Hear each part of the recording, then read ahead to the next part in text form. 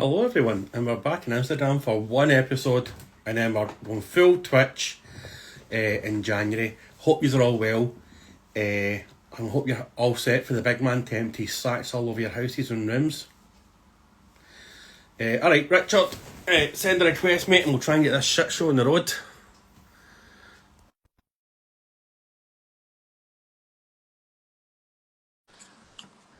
I hope you've updated your app, Richard, because if you don't, I'm going to smash you in the face. Oi, oi! Hey! Are you on the Titanic or something? Because, Mate, like, I've had a nightmare. Of course I have. Hang on. How's that? How's that? Hey, you're playing like cricket or something. How's that? How's it? You all right, pal? Yeah, man. How are you? Really good. Really good. Glad to be back. Good to see you back, man. I've not seen you for a long, long time. Yeah. You brushed your hair and everything for tonight. Oh, mate. Do you know what I mean? Anything for you. Well, I'll make the effort. Christmas party and that, basically, innit? Exactly. How's work going for yourself? Yeah, just really busy this time of year. Not been getting as much painting done as I've wanted, but the couple of weeks up to Christmas is chaos, and then I've got 2 weeks off of pure hobby bliss, fingers crossed. So looking forward to that. You say that, but I'm pretty sure Audrey will have some stuff for you to do about the house. Oh yeah, probably, but she'll let me paint as lots and lots, I'm sure. So yeah, no, looking forward to it. Just crazy at work. Just not done much painting for about 2 or 3 weeks, but you know, I'll make up for it over the break. Yeah, I find that myself, man. Like I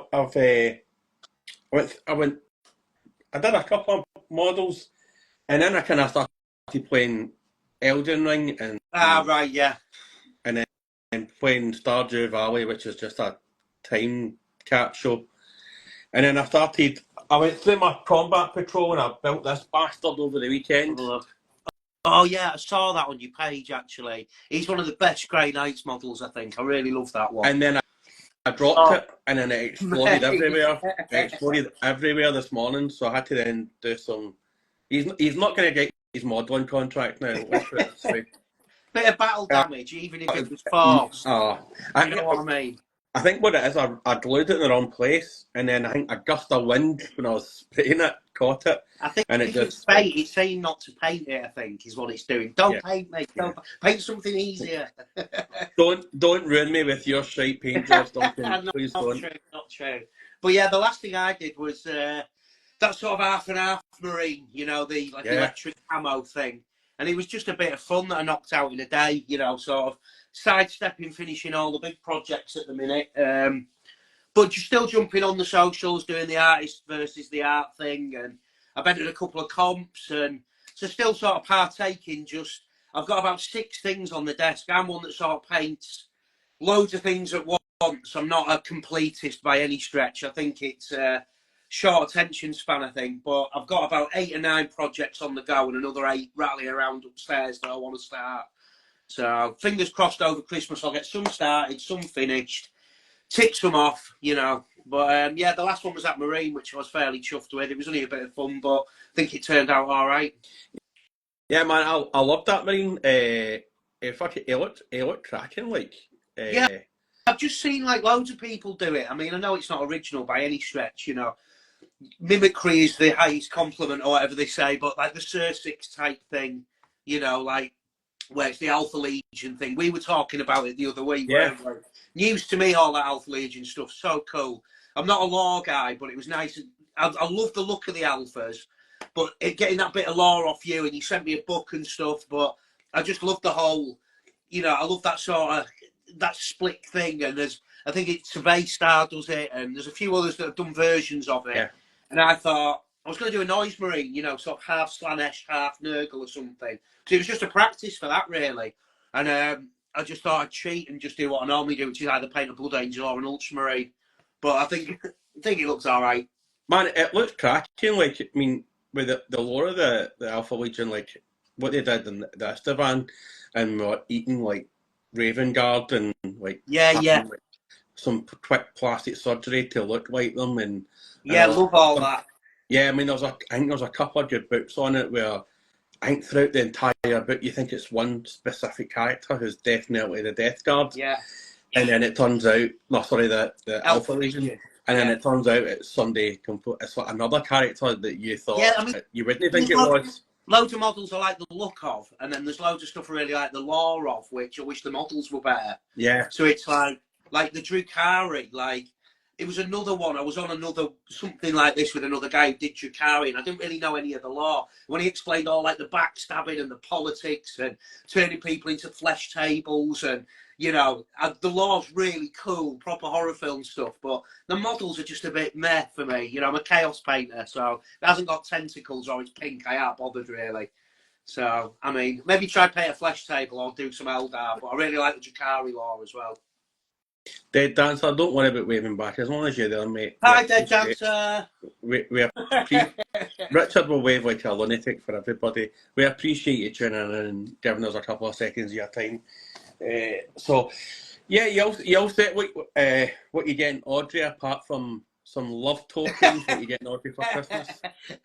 I don't know yet. I think we're just going to go away. I've got her a few bits and pieces. I don't think I can say on the live because she may be watching or she may hear me from upstairs. So she's got some nice stuff. I shouldn't say it out loud in case she hears. She can hear me. Did you hear her? I can't tell you what brought you, Geraldine, because you're sitting right there with your... You got me. She's just shouted upstairs, I can hear you!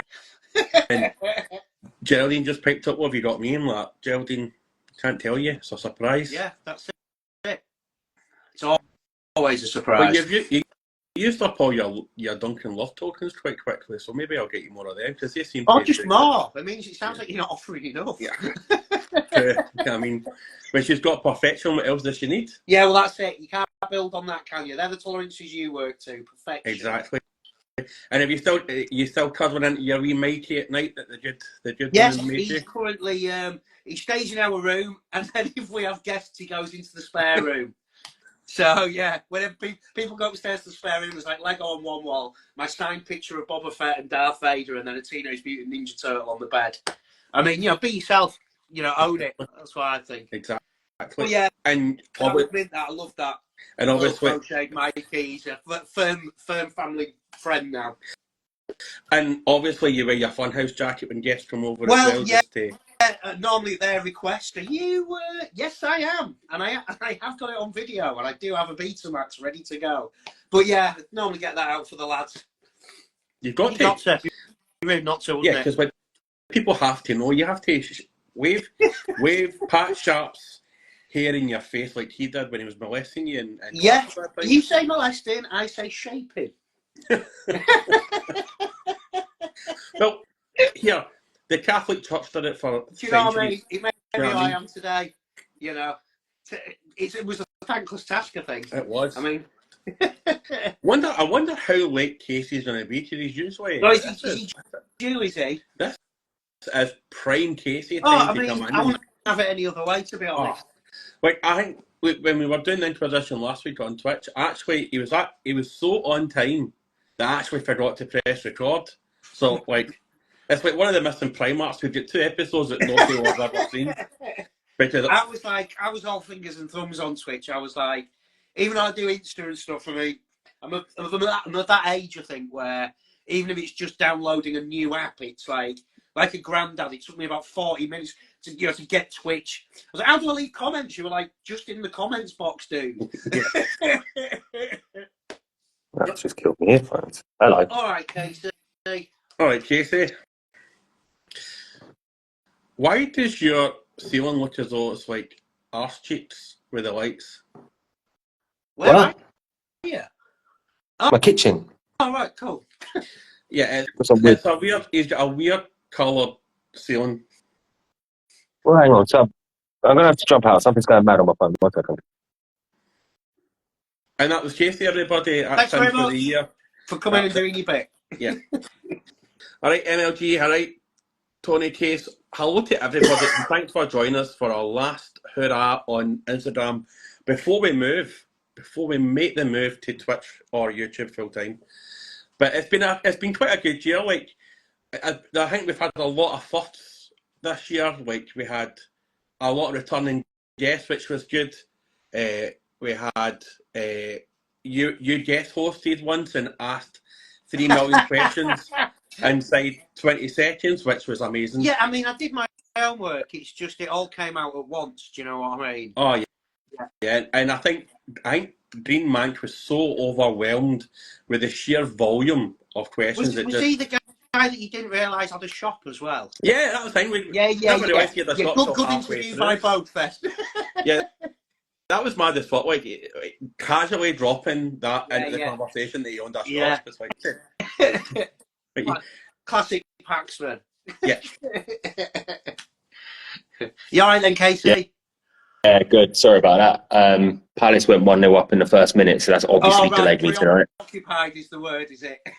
There's a cup quarter final, so you know it's a big deal. It's not often we get to these stages. Does your manager know that if you get to a cup final and you go 1-0 up, that you have to do the Alan Pardew dance at Wembley? Does he know he has to do that? I hate Alan Pardew for that. I was going absolutely garretty in the stands because I was there for that. We were all going absolutely ape shit. And the first thing I see post game is Alan Pardew dancing. And I was like, fucking. Yeah. Oh, we deserve to lose if you dance like that, you dickhead. But anyway, new manager's Austrian, so they do all the arse slapping dances, don't they? Yeah, they also start world wars as well, so you never know. You might end up being the Fourth Reich, the epicenter of the Fourth Reich. Didn't actually start them, if you want to be particular. But yes. Hitler was Austrian. Yeah, but he was in charge of Germany. Yeah, but come on. You have got an Austrian in charge of an English club, right? It's like Germany had a foreign manager. Youth have a foreign manager. Do you know what I mean? Yeah, we've got a German manager for the national team as well, so fucked. Doubly fucked. As I said to lots of people, there's nothing better than seeing England get into a final and then just losing. It's brilliant. As a Scotland fan, it's just amazing because all you hear is 66. And we just know that. The thing is, right, see if England were magnanimous, right, in victory, right, and took it well, never mentioned it every fucking 5 minutes, right, we would actually probably support you in the finals. No. But it's because you constantly bang on about it. You wouldn't. Absolutely not. No. Thanks for joining, Whoppy. Thanks for your mentions of me in your stream yesterday with 41st Millennium Dave.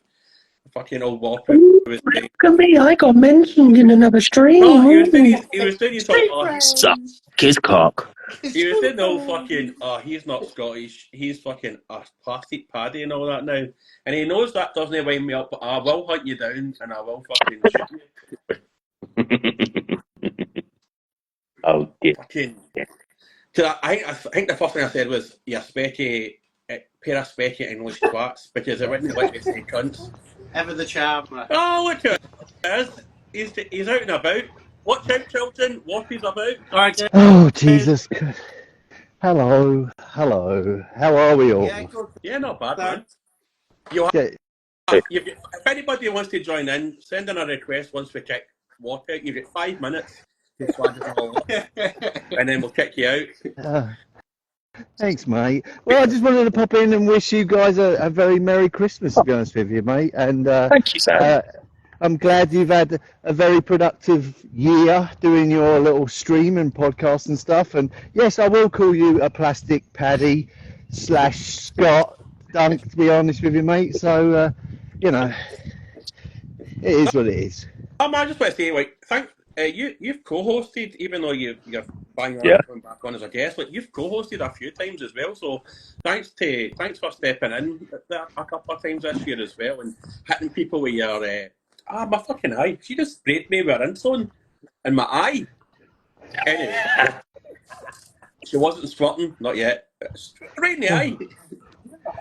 Yeah, well, wife. Isn't that? She is not.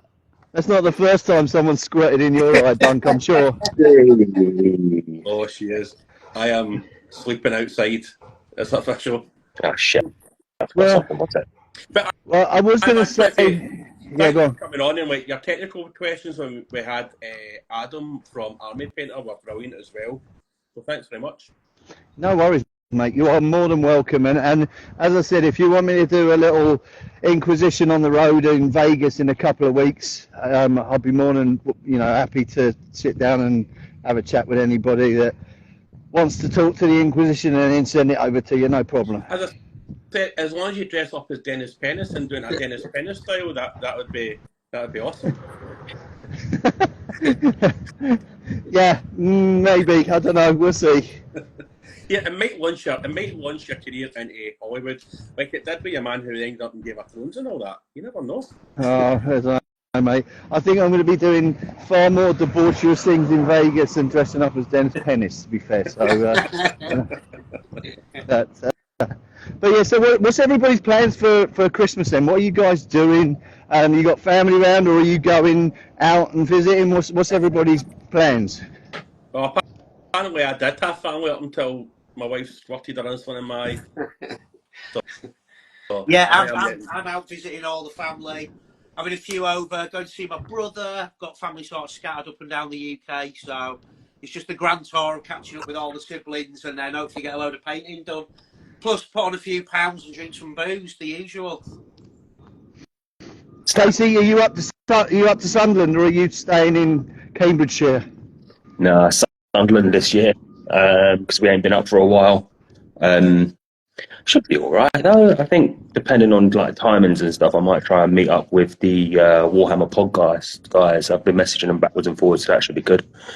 But yeah, otherwise I'm just going to get pissed for a couple of days. Yes. Nice. And what's everybody's sort of painting project they've got over Christmas? Because I know that I had to set myself a little painting project to try and get done over Christmas. Have you guys got the same or not? Are you interviewing us now? Yeah. Why not? Yeah. I'm just trying to finish stuff. I've been so busy. I've got so much stuff on the go. I just want to get some stuff finished. That's my goal. Is to stop painting 15 things at once and to finish them. Yeah, that's a good idea. Yeah, for me. What about you, John? I'm going to try and finish off my kill team, my Death Guard kill team that I started before I build and buy any more plastic crap. That's my. Casey, you going to go and get your hair cut over Christmas or not? Maybe just get this trimmed, to be honest with you. The hair itself, right, ain't too bad. That is very.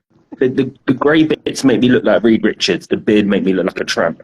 So somewhere, but Fantastic Tramp. Maybe I'll be the fifth member of the Fantastic Four. But yes, I will be getting this trimmed.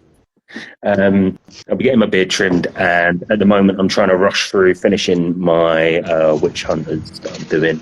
So tonight I'm actually trying to paint two dogs, fucking dogs, a witch hunter dude, and then crossbow guy, while also keeping an eye on the palace score. It's not going to go horribly, horribly wrong, but fuck it.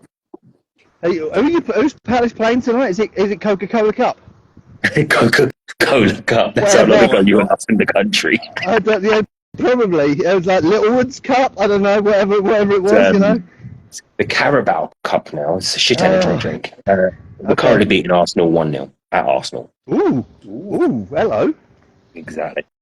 First minute, so it's all downhill from there. Yeah, there you go. And Dunk, how did your football team get on this season? I know you was it the Harps? Yeah, we finished just outside the playoffs. Still in League One, but season kicks off in February, March, so they're in their off season right now. So hopefully signing a shitload of even worse players than last season. But I'll be there. So, what you do for Christmas? Are you eating alligator or going in any drive-by shooting or anything like that? I'm getting on the old airboat, and we're going to go and pop a few gators. No, we're not. We're having a quiet one, to be honest with you, man. I'm not doing much. I've got to save money for Vegas because that's going to cost me a shit ton of money to get over there. And it's not really even getting over there. It's like hotels are kind of I've booked in advance, but it's just spending money, dude. It's just so with a Ford's World offering there in Vegas, and Frontline Gaming has a massive store, and all of the other people there. It's just spend, and then you got drinks and other things, and then food and stuff like that. So yeah, you know, it's a tough life that you live, Sam. it's my only little escape for the whole fucking year. So I make the most of it. Can we expect to see you at any Warhammer pool parties? Because I know they're a big thing in Vegas. I've got my mankini ready for it. So yeah, a bright yellow or orange mankini, and then it's too cold in Vegas in January. It's like desert. Yeah, but no, dude, it's still too cold. Trust me. They don't even have their pools open in Vegas in January. You have to wait till like March, April before the pools open, and then but it's like about 60 degrees, so it's like 15, 20 maybe at most. And that's still quite fucking man. Oh God. It was. I forgot how cold it gets back there. To be fair. That is fucking roasting. Yeah, but that's like tropical climate. You've hit the equator. Like, I'd be wearing factor 50 at that stage. You went factor 50 to go out of the house at a minute. What are you talking about? So I'm gonna keep interviewing you because fuck it, why not? Who have you got lined up on the Inquisition then already for next year? Well, what are people going to be looking forward to for guest side of things? Who have you got in the pipeline? So, go on, Dan. Casey's got a good few folk lined up, so I'll tell you who he's lined up, and I'll say what's happening in February then, because we've got people booked all the way up until the end of February, more or less. So you want to go through January, Casey, because you booked them more or less. I can't remember.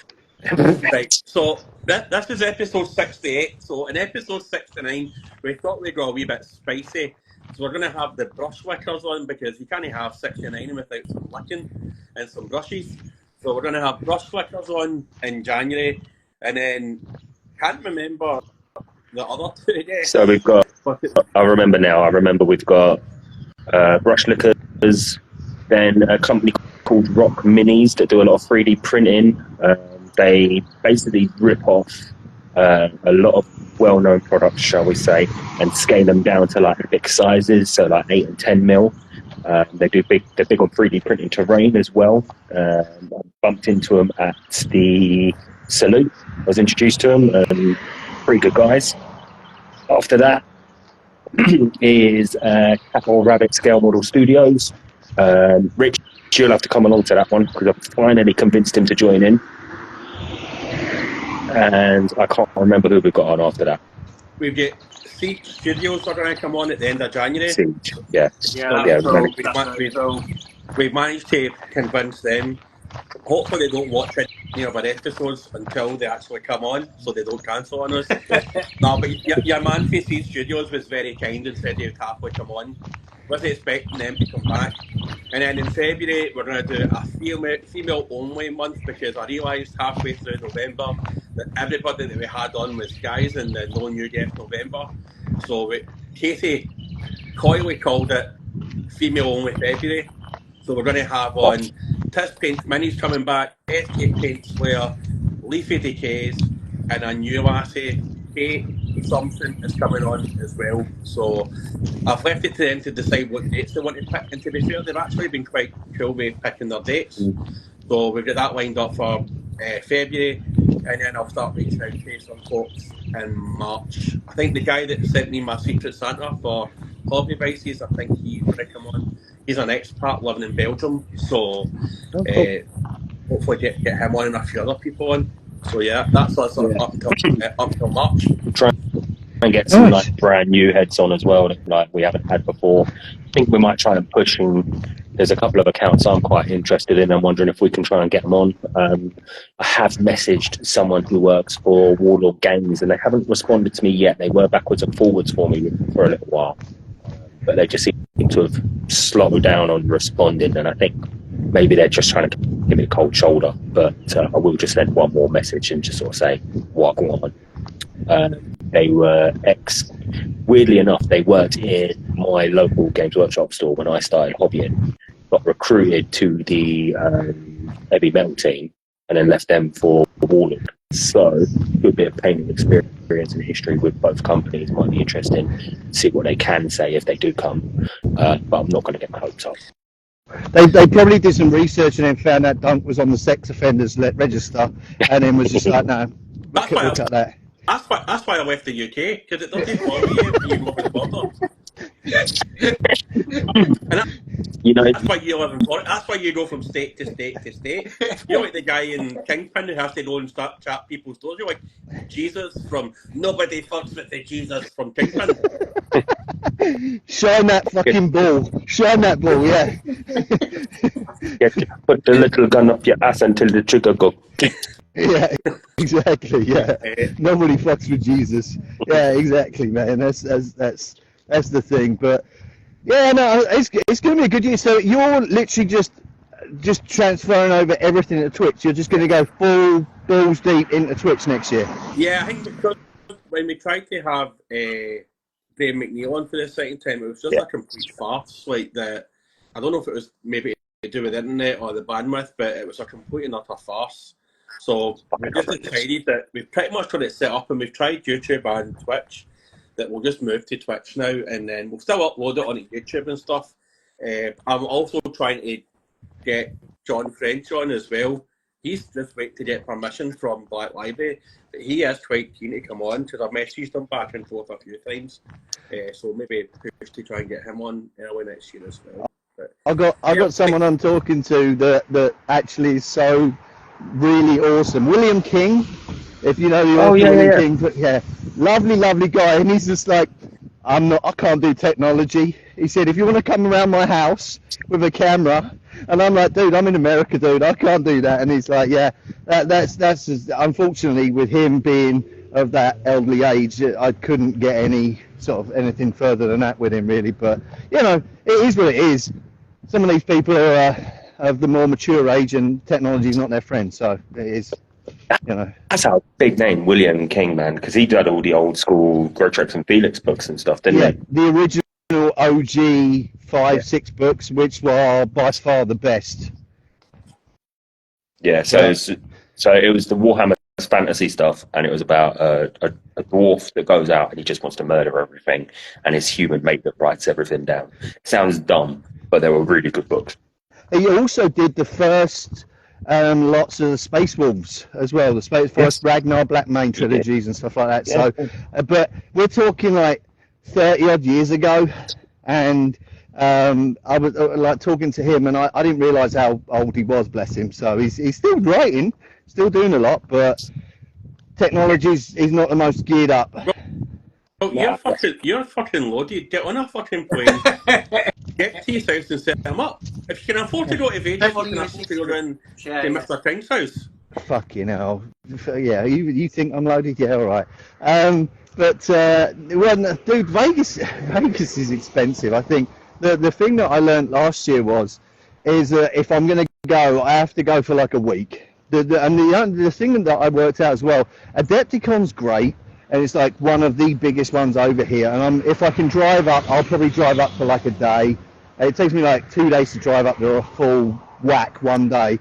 But if it's cheaper to go to Vegas for like a week, because there's so many more hotels to choose from, and they're only like $50-$60 a night, which is like £30, £40 a night, which is like bonus. But the one in Adepticon was like 200 and something a night. So if you want to stay for like 4 or 5 days, it's over £1,000 ish. And I'm just like, I can't do that just for a hotel. It's just a bit stupid. So, especially when I want to buy models and other stuff, and it's just, I don't know. You have to, like, especially now, you have to just count the dollars or the pounds a little bit more than I used to, really. It's the thing about Vegas, though, because so many people go there for so many different things at any one time. It's going to be cheap hotels, whereas Adepticon is specifically for that, and people are going to target it, and prices go up. The funniest thing about Vegas is seeing all of the Warhammer nerds with like hookers. because it's so obvious. It's so obvious because they've got their Grebo like overweight, bearded, sort of like fit 40-year-old, 50-year-old, like dude that lives in his mum's basement and he's let out for a few days, and then you've got this like 6'2" blonde-haired hooker in a fishnet tights walking around. It's like the most obvious thing you've ever seen in your life, and it's so much fun, like people watching there, dude. It really is. So how did you manage to combat that? How did you go for the shorter height hooker yourself in Blackbeard? Did you realise got to buy a cheaper one and maybe went for the 4-foot chip one rather than the 6'6" one? Dude, all you gotta do is just do an extortionate amount of blow, and then you don't care, really. That's the whole thing. That's reasonable. You went for the peroxide blonde 4'5" midget hooker just to balance it out. Hey, look, whatever's your kink, man. All right, whatever's your kink. If you Vegas, expensive. Yeah, exactly. You know what they say? Every hole's a goal. Do you know what I mean? Yeah. From what I understand, you don't pay via like every foot of height from the woman, so it doesn't really matter. So. But no, it's a cracking good laugh, and seeing people in the hobby in a different light as well, like Duncan and Roger from Two Thin Coats, and we meeting up with them. I'm hopefully going to take them to a shooting range and blow some stuff up with Duncan, which is going to be phenomenally fun. Peachy's not making it, but he's going to try and get to Adepticon. But there's some cool folks. I'm meeting up with Squidmar and Lucas. Over there for a drink. They like a little bit of the sauce, so we're gonna have a couple of beers, and it's just some. It's really nice to just socialise with all these guys because everybody's so freaking nice. Yeah. So, one thing I will say that I know I only did Salute this year, but me and Rich finally face to face, and a few other people that did. Quality. It's nice actually being able to chat to people face to face and just meet just people you've met online. It's like you're travelling down to London and it's like loads of guys I met online actually meeting them face to face, like you and Rob, and it's crackers. Really cool. It is. And do even fun. You often meet guys you meet online, Richard? I'm a man there. I've got plenty of experience, and again, you don't pay for height. It's fine. It's the same price. In our case, Rich, we definitely don't want to pay for height. Yeah.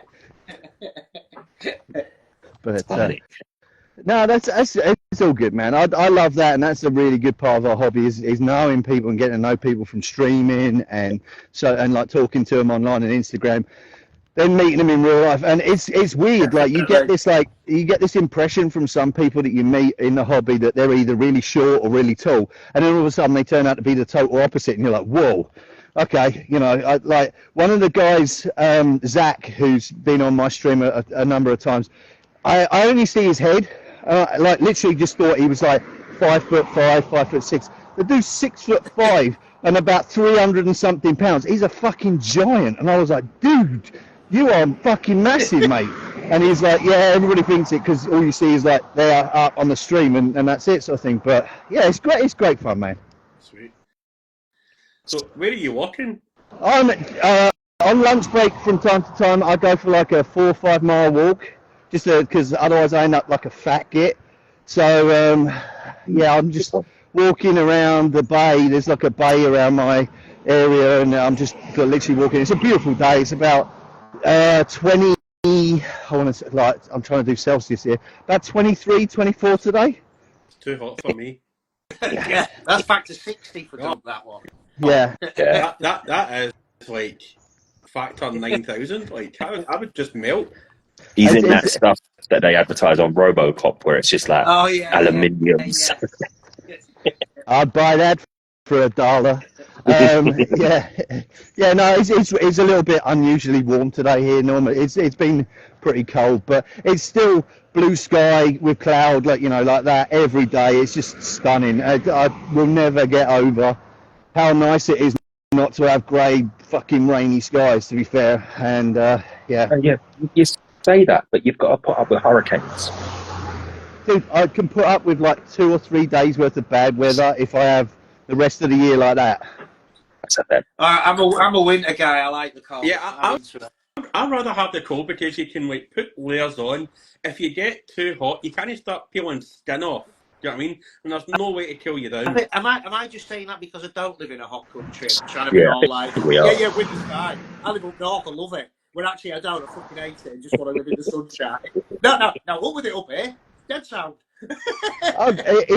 It's got down to like single figures. It's got to like 4 or 5 degrees Celsius, but it's sunny. And so I don't mind that. I'm still okay, walking out with a hoodie on and wrapping up a little bit. But it's just remarkable, like having that, the energy from the sunshine. It's just, everybody's in such a better mood. No one's fucking pissed off. It's great.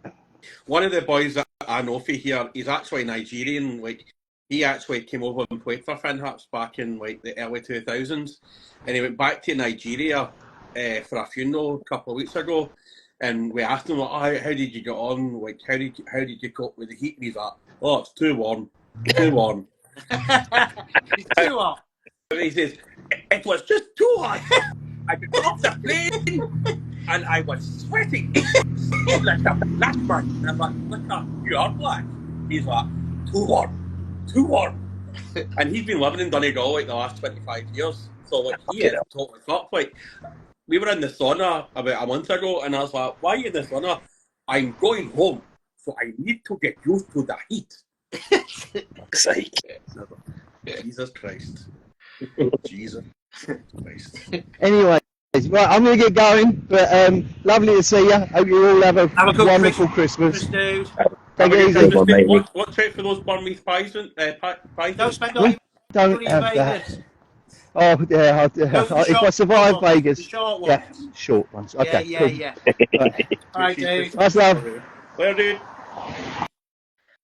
So that was Sam. Evening Sons of Resh, our 1,000 follower winner. Yeah. He's now got all his stuff because I sent him over his terrain piece on Friday there. What's that? So that's him. He got his audio book. I think he picked the first Horus Heresy book, Horus Rising, and then he got his terrain piece, and he got his orange brushes, which is the sponsors of Who are those the guys? Inquisition. Tell me about it. I don't think I've heard of them, but Well, orange brushes are a good company. Look at that. Even Casey is modelling the brushes expertly. You will get a job on Bruce's prices, right? With that sort of action. Cuddly carving knife. I mean, I won't because he's dead. But not, yeah. He could come back. It might make a like. You never know. You can never discount these fucking guys. Do you know what I mean? They're Zombie about forever. Bruce. Welcome to Zombie Bruce Forsyth. What dead Bruce Forsyth? He did. When don't the apocalypse comes, he's only been in the ground 6 months. when the apocalypse comes, it'll be good game, good game. Bang. Yeah. Good guy. Here's what you could have won. Good guy. That'd God. be frightening. I would like to see Bruce Forsyth come back at all, let alone as a zombie. He did some ploughing though. Orange brushes. Yeah, so orange brushes. Yeah, not dead Bruce Forsyth. They are the sponsors of the Inquisition. If you go on their website, put in the code Inquisition in capital letters, you won't get 5% off. You'll get 10% off, and it's free shipping within the UK as well. Shrimping. Exactly, Son of Resh. And nice to see you. Nice! Yay! Fuck's sake, Casey, you are useless, by the way. If I see him again, he's a zombie. I don't want to see him. So, Would he have his conveyor belt of cuddly toys? Yeah. God, like Five Nights at Freddy's style. Yeah. I must say though, we had some fucking pretty amazing guests. I think it's so funny. Like when we first started out, see, trying to get people on was a nightmare, and now because they got nah, I'm too busy.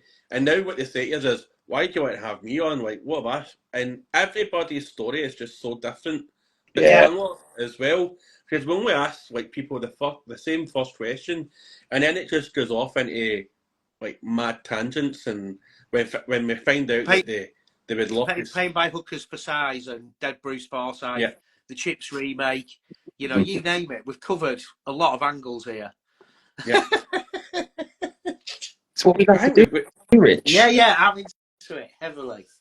But yeah, it's been cool that you're getting the old, like, you know, revisiting some of the old guests as well. Like, Mike Moans, for me, he's just... I remember I tuned in, was it on Twitch? I can't remember, but you had Mike on, and I just remember at one point when I was just sat my arms folded, my phone set up, watching him just go off on a tangent.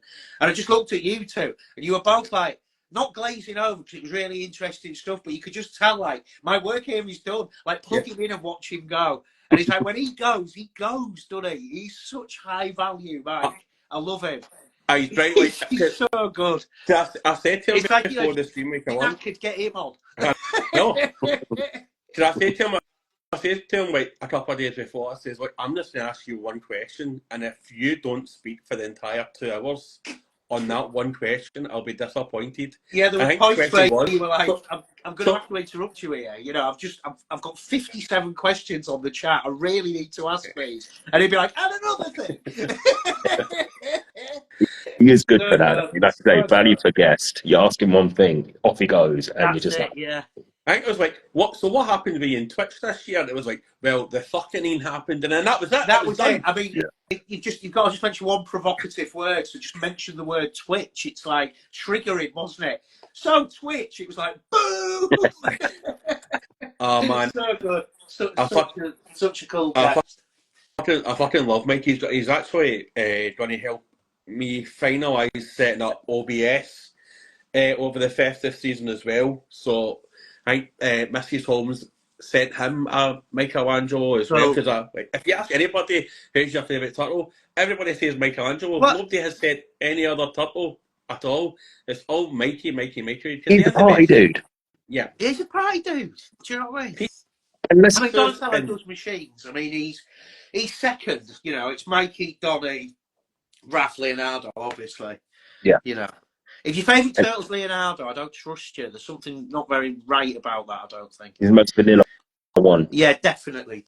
The other thing I liked about Mike is, as well, he's just honest, isn't he? Yeah. Like, what I really liked about Mike was when he was talking about, like, you know, if you're doing it for the hobby, and then also, like, you work for a painting company, or you're doing content that's paid on YouTube, or you are getting some kind of return, whether it's free paints or, you know, money through YouTube or advertising. What I really liked about Mike was he was just brutally honest about what he was doing, and he was talking about, you know, I can't spend time doing this because it doesn't earn money. I've got to do this and this weekly because that pays the bills. You know, I've got to do this. I have to talk about that. And I think there's something quite fresh about, I think if you sidestep that, you're not necessarily selling out, but it doesn't seem genuine. You know, if you're sort of just promoting something because you're getting paid, and you don't sort of address the elephant in the room. I really like the fact that Mike's very like, you know, this is how it works. This is how you get paid. I do Twitch, I do YouTube, I do this. And it was just really nice to have an honest outlook onto the paid side of things. Do you know what I mean? We had so many questions that we wanted to ask him. Like, Casey wanted to ask him about RumbleSlam, and I think he talked about RumbleSlam for about 5 minutes, and then went off on one about something else, which is brilliant because he is such a lovely guy off stream as well as on stream. So I'll watch him every single day, but when I can. He's who he is, isn't he? Yeah. You know, he's who he is. That's the point. He's just honest, isn't it? I get paid for this. I am like this. This is how I feel. You ask me to do it, I'll give you an opinion. And there's just something really genuine about that, which I really like. And he's one of the few Twitch streamers where on his Discord he has a show and tell. Now, some Twitch streamers only do it like maybe once a week or once a month. Every day he does a show and tell. And if you put something in and he sees it can be done slightly better, he'll tell you, like... Sure he would, yeah. He'll say, see if you just edge highlight here, or don't use that brown, use this brown. Like, today, he was on stream today, and he was talking about priming models, and he says he never primes anything in white. If the only colour he'll prime it in is grey. Yeah. And I said to him, why don't you prime in white? And he says, because that's the highest colour. You can't go any higher than that. He says, so if you start with a darker colour and build it up. And it's just those wee nuggets. So you don't think of things like that, and you're thinking, oh, right.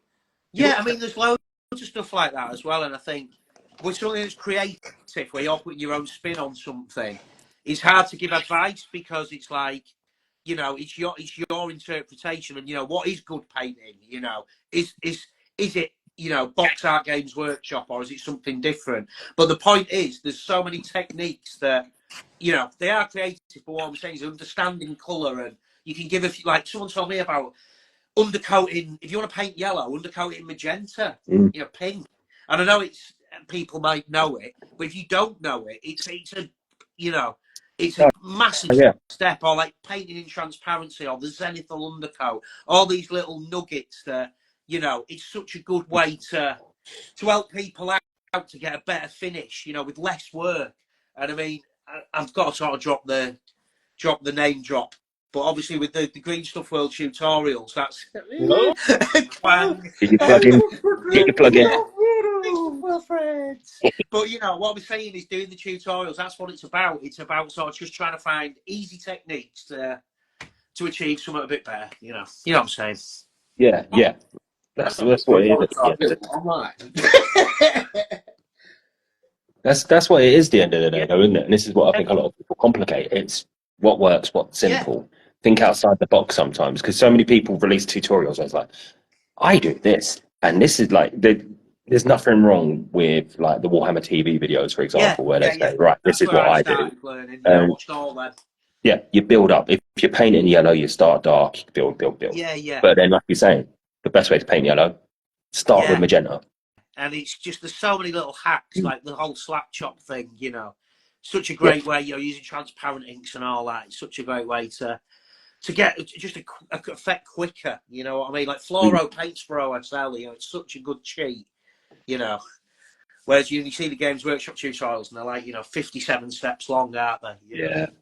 Yeah, and there's always a colour that you don't fucking have that they use, like for a tiny bit. Yeah, absolutely, yeah. It's always like, I mean, I'm probably a sucker for it as well, but yeah, you go on, it's around 12 paint short for this. I'll just use something else and it just never looks the same, does it?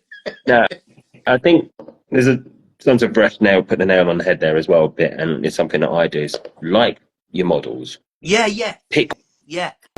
Paint what you like, because at the end of the day, if you don't like something, you're not going to do a good job of it. You're going to get wound up by the mini. I also think like being content as well. It's like, you know, I could improve this in loads of ways, but it's bloody cool. Do you know what I mean? Just be like, yeah, it's good enough. You know what I mean? Or look back at your first ones and compare it to your last one. And it's like, if you're ever happy, you'd never improve, I suppose. But I think just paint it and just be like, yeah, it's bloody good enough, actually. It looks all right. You know, big yourself up a bit sometimes, I think. So I'm going to ask you a question now, right? What's the biggest thing that you have improved on yourselves with painting this year? Go on, Rich, you go first, mate. For me, this year, probably just pushing myself with new techniques. So the airbrush is a massive one. I've recently invested in one. I've had a bit of help off Grim. But just getting into the airbrush, it's just changed how I paint and go about things. OSL, I've just tried so hard to light everything up.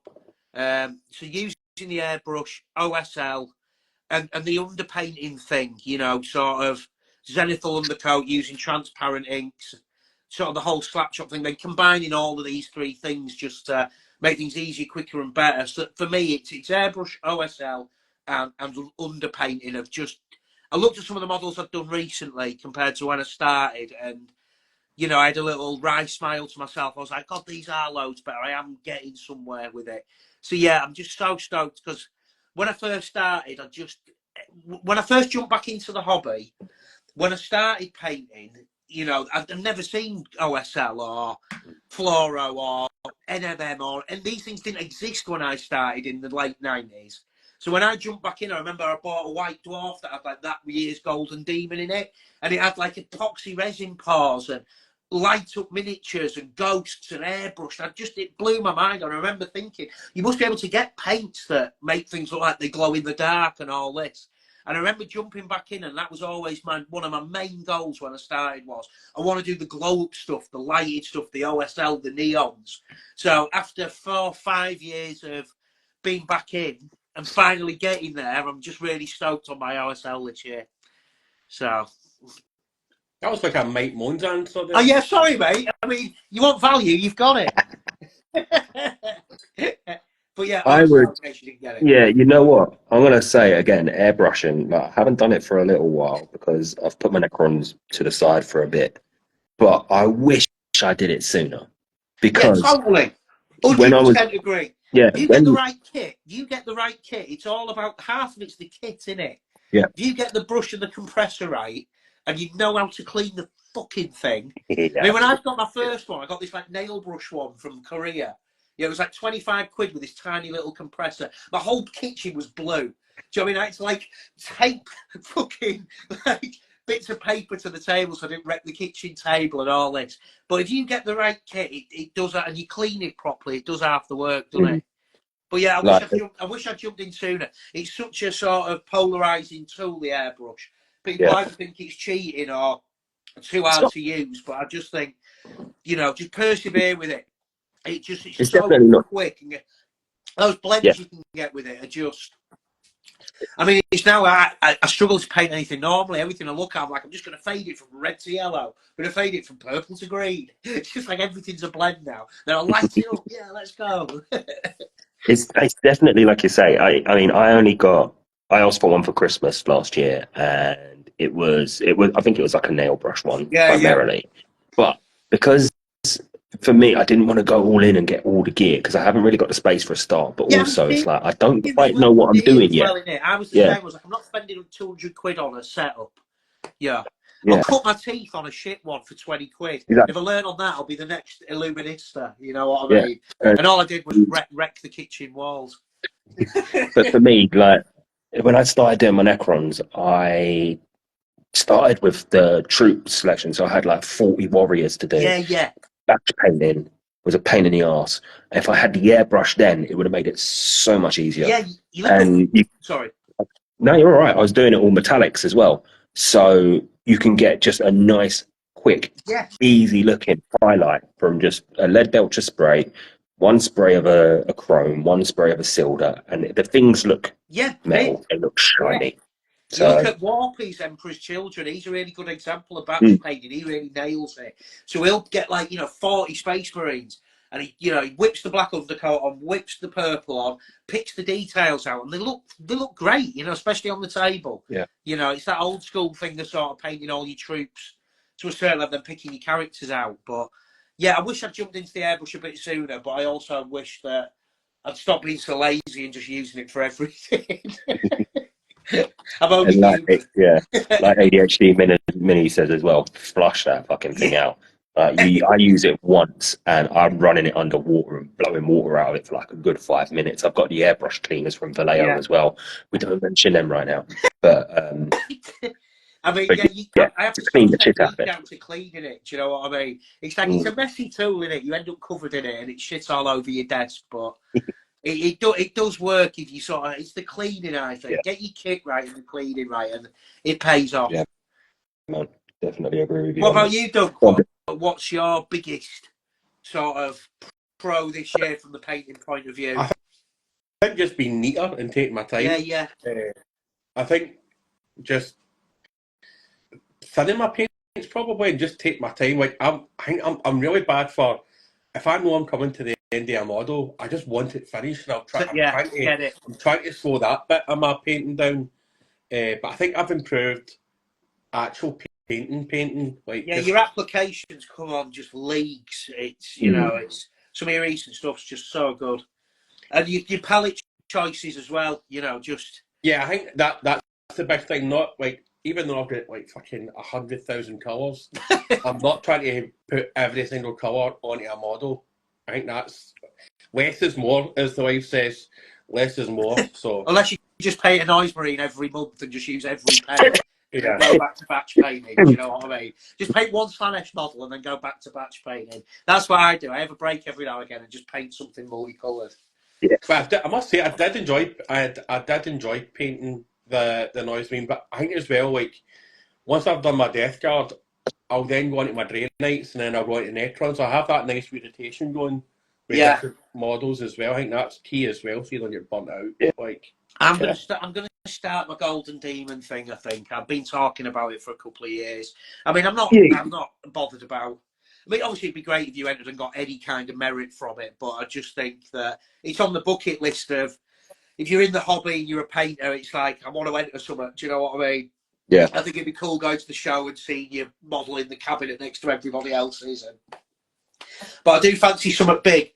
Because I'm sort of doing the content and stuff at Green Stuff World, you start painting weekly.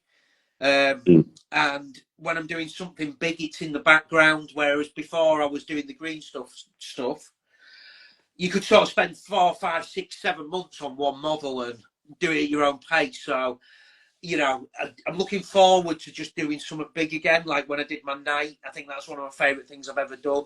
And I just fancy doing a massive kit bash, you know, spending a good year on it. You know, if I've got a spare day or whatever, just, you know, taking my time on something. And as I say, it'd be cool just to go down and enter one and be part of it all. I mean, I went to one in '97 when I was a kid, you know what I mean? Just and I've not been to one since, so it'd be cool to go back to one now, definitely. Yeah, you should though.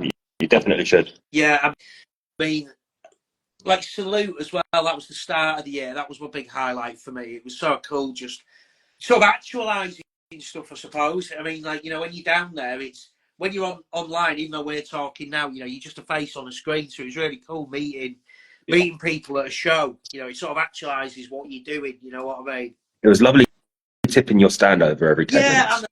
No, I mean, I've got broad shoulders, but every time Rob went past the stand, he just mixed up every single paint we had on display. Thanks very much. There you are having a lovely talk with someone trying to sell this product, and there we are, like, knocking table over and that, throwing popcorn everywhere. And that's the thing with underpacing. You can use the Green Stuff World. Fuck off! Do you have any conventions planned next year with Green Stuff World, Richard? No, not as yet. There's some in talks, but nothing's been pinned down. I don't think we're doing Salute this year. But I might go anyway, just to, you know, have a wander about. I'm not sure. But no, nothing planned as yet. But there is talk of some shows later on in the year. Oh. So we'll see. We shall see. We've obviously got the big one that we are planning, the Inquisition in the flesh. Oh, yeah, mate. That's going to be wicked. Totally cool. Yeah. Inquisition in the flesh. Sounds like a Cronenberg film, that, doesn't it? And that's where we all meet each other and absolutely hate each other. Yeah. Like, so 15 minutes of talking about models and then being like, just going to go on my phone. I'm going to go back to the room. You realise I'm actually 6'6" and you've got to pay for every foot of me. Yeah, that's it. Yeah, I'm only 4'2" and I'm free. No. I'm looking forward to that next year. Yeah, maybe fine. Absolutely. Definitely good. See if we can get other random people to come up for it. Yeah. I'll do like a free for towns and get people to meet us there. I think if Warhammer Pod find out that we're going to be somewhere, I think they'll probably try and get somewhere, because I think we've created a nice free community as well this year. Like, just like we having like the guests on, and like even the interactions after we're having with people now as well, they've been pretty cool. Do you know what I mean? Like, you can have a bit of banter with people, and like they seem to be all in like that kind of same sort of wavelength. Yeah, I think it's definitely become like a bit of a gang. I really like it. I mean, I remember when it first started, and you sort of grind it out when you start anything. Like, you know, when I was doing all the comps and you started doing all this, and you grind out, and then you sort of get to a bit of momentum, and it's really nice to see it sort of on YouTube, on Twitch. It's like, you know, it's established now. It's like you've sort of got regulars that even if, you know, they tune in, week out, and it's like, you sort of get a little corner of the community that are on your same wavelength. And I've got loads of followers off the back of the Inquisition as well, because, you know, they're just down for a laugh. You know, they're on the same wavelength as you. You know what I mean? Yeah, that's a big deal of it. Great, also, great think where it's got. Yeah. And as you say, it's nice getting some of the old guests on as well. I think it's good as well, because especially like we've had other podcasts on, and traditionally, I don't think in this sort of space people do that, because it's totally, because they sort of see that you're in competition with each other. We're not in competition with anyone. We don't give a shit. Yeah, come on, have a laugh. You know, exactly. So, crisps? Because like, for example, like when we had First Rank Fire on, we've had them on twice. Like, they're getting new followers and we're getting new followers as well. So it's actually, you're just kind of. I mean, it's massive, isn't it? I mean, you know, you look at Instagram and it's like, you know, I'm calling Inferno miniatures. A lot of my tags are either Chaos or Space Marines or Games Workshop, and you're only picking out like this really small part of the hobby, aren't you? And it's like, you know, if you click fantasy or do RPG or fucking whatever it is, you know, or you play Blood Bowl. Like, I noticed when I painted Blood Bowl stuff, it didn't get much traction, but that's because I'm not kind of mixing in the Blood Bowl corner of the hobby. Do you know what I mean?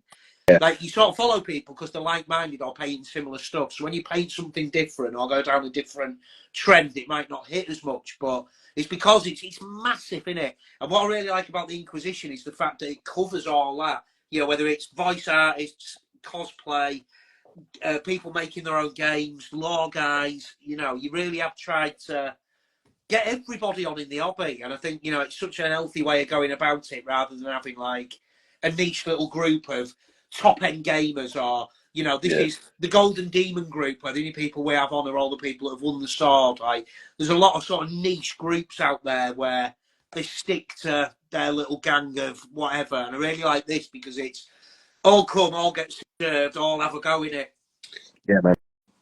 Yeah. That was the mission statement. Yeah, it is. It's really cool. I think as well, it just kind of shows the variety as well. Like you said, like, we could always try and get on the big names, and we will try and get the big names on from time to time, but I think it's just finding, like, it's mostly people that we follow as well. So, and you want to find out more about the person that you're looking at their artwork, and like, you want to know that wee bit about them a wee bit more. And it's been quite funny where we've had a guest on, and so I've never been on a podcast before, and I'm going to use Real Housewives of the Underhive as an example. And then, like, I think for about 3 or 4 weeks, she was on everybody's podcast. Yeah. Do you know what I mean? We set trends. Yeah, set the trend. We set That's trends. it. That's it. We're fashion setters, not fashion followers. That's it. So I keep That's it. it. I mean, look at us all. Do you know what I mean? Yeah. But I think it is a proper nail on the head, though. Like, we don't care who you are, what your hobby it is. Are you interested? Do you think we'll get along with you? Come on. Well, yeah. It's really cool. At the end of the day, we don't want someone who's going to come on and be a dick, or someone who's going to come on and say, I hate females in this space, or, you know, any of the madness that you get, or someone that decides, actually, you know what, I was double booked tonight, lads, sorry, so I'm going to have to jump off after half an hour. Not mentioning or anything with that one, but if you are a previous Inquisition follower, that's a little Easter egg for you. Go back and look. Find on our YouTube, which is the shortest video. Yeah. I mean, to be honest, I'd gone to the fridge, poured myself a beer, sat down, got my e-cig out, and then it was done. Yeah, I remember you messaging afterwards, like, what's happened? Yeah. Where you gone? But again, I'll happily have anyone on just to chat. It's what it's about. It's what it's about. So I've got a question for everyone.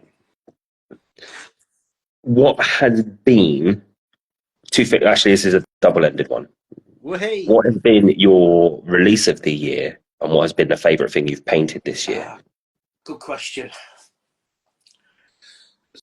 So for me, probably, I've actually got 2 figures that I've actually been really happy that I've painted this year. I think my Typhus was better than what I expected. I kept putting him off, and then my Draenei, that I actually had to paint a face, and that face just happened by accident. I think that's probably been my favourite, 2 favourite models. I couldn't separate them on what I prefer.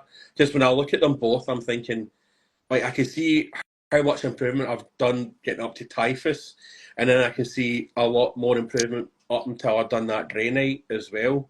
Release of the year, I would like to say Space Marine 2, but I don't have an Xbox X, so I don't know. the Elden Ring DLC. That's been my favourite release. Yeah, I think my best figures. I don't know. I really like the Salamander riding the Salamander. Oh yeah. Yeah, that was a bit of a favourite of mine. Pimp my lizard. Probably, I know it only took about a couple of hours, but the Morty bust, just, you know, the one that was all green and lit up.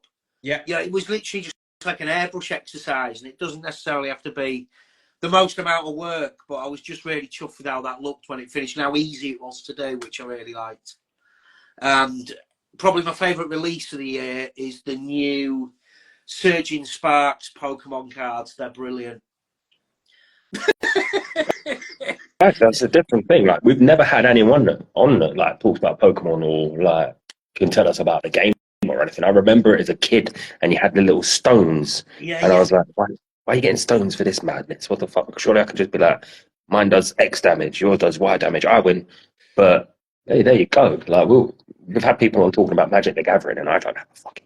I really like that one. That was a bit more up my street, that guy, because he was all about the trading cards. Yeah, so I tried to show some Pokemon in there, but I don't think he was interested. He was all Magic the Gathering, but I tried. So Yu-Gi-Oh! For me, I think the thing I'm most proud of this year painting, it was one of my Necron commanders. I can't remember what one it was, but it was just as I mastered the airbrush, I was happy with it.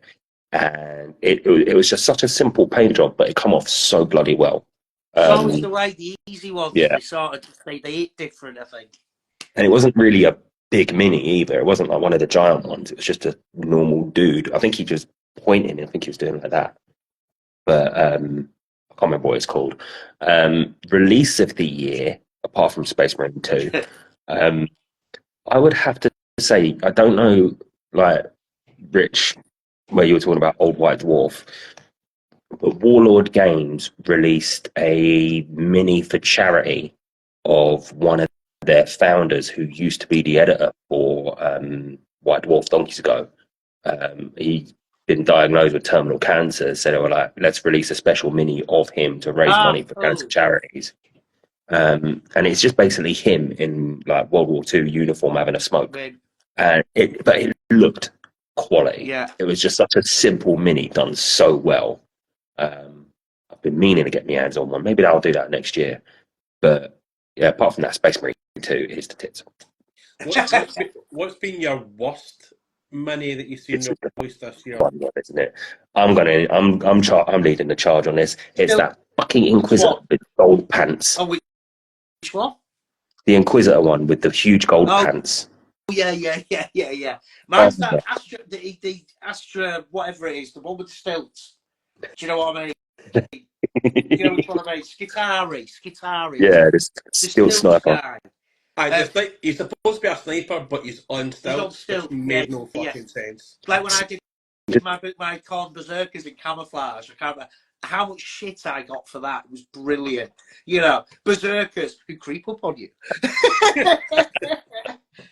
Just back to the release thing, Pokemon jokes aside, I really loved the return of the old Empire, like the Bretonian type models. I loved them as a kid, and I haven't got round to painting them, but I have got a few that I've bought. But I really like those sort of. It's nearly a sort of crossover, isn't it, to like, you know, prehistoric wargaming. But I really like the big cannons and the wizards, you know, the amethyst wizard, and you know, I thought the Bretonian models were really cool. An old hammer. It was really nice to get the old hammer stuff back. I mean, it's hard to say what my favourite release was, but that was the last thing that probably got me quite excited this year. I think when they re-released all the old hammer stuff, that was really cool. I can't remember the guy's name. He's going to kill me when he hears this if he's on it. But he came second during the Penge Paints Euros with his Bretonian Knight. That's the Inquisitor, isn't it? Yeah, Koyaz is the Inquisitor. Yeah. Was it Celestian Knight? Was it Celestial Lion? That was it. Yeah, came second with his Slovenian Knight, and it was just a Bretonian with a shield that was the crest on the Slovenian flag. Oh, cool! It was mustard. It was absolutely mustard. But the problem was none of these fuckers that followed me could decide who would win. It was a 50-50 split, so I had to let the lad pick. So yeah, fair. When you let a lad pick a painting contest, you let a 5-year-old pick a football painting contest, he's obviously going to pick the one that had a football modelled on it. That was cool. I know I mentioned it last time when I was on, but the Penge Euro... Yeah, what was it? paints euros. Pens paints euros thing. That was such a cool idea. That I really loved that. Something completely different. Yeah. And do you remember them paint pot? Was it Morose Miniatures, where you painted a Citadel paint pot? Yeah. You know, I really like these sort of off the wall comps and stuff. I mean, there's a Critters Challenge one, Infernal Brushes, at the minute. Have you seen that one? So it's all Nurglings, Goblins, or Christmas themed stuff. So it's just nice for it not having to be like a huge diorama. It's like, yeah, paint an Nurgling, see what you might win. Quite like that as well. That's the thing with a lot of these painting contests, is that people go massive when sometimes, like, your one, and I'll always refer back to this, that under 500 followers, oh fuck, they equalised. Under 500 followers, when you realised, oh shit, just because you're under 500 doesn't mean that you ain't an amazing fucking painter. Yeah, it was just like, you might be new to Instagram. It's like some guy like placed in the Golden Demon, and he had 318 followers, and entered this thing that looked like bloody Darren Latham had painted it and printed it himself. Do you know what I mean? The quality of the 500 followers or less one was, well, it's subjective, but the quality was amazing. You know what I mean? And I thought if you were under 500, you'd be new to the hobby. You were just new to Instagram. There were so many painters on there that were amazing that just decided to join Instagram that week. Do you know what I mean? And now probably got 47 million followers and work for Games Workshop. But that was the cool thing about it. It was like, I was trying to sort of do the right thing and be like, you know, it's all inclusive, you know, entry, you've got a low follower count, and they just ended up smashing it and being better than everybody else. No, that's the thing though, like, that's the thing though, you get so many like talented painters out there who only have like 2,000 or 3,000 followers. Yeah. And then you have other people that have like 60,000, 70,000, and it's the interaction, isn't it? Or the light farming, or catering to reels, or whatever. I think, you know, if you just do what you do and interact a little bit, you know. And how much does it matter? Again, that's the other thing.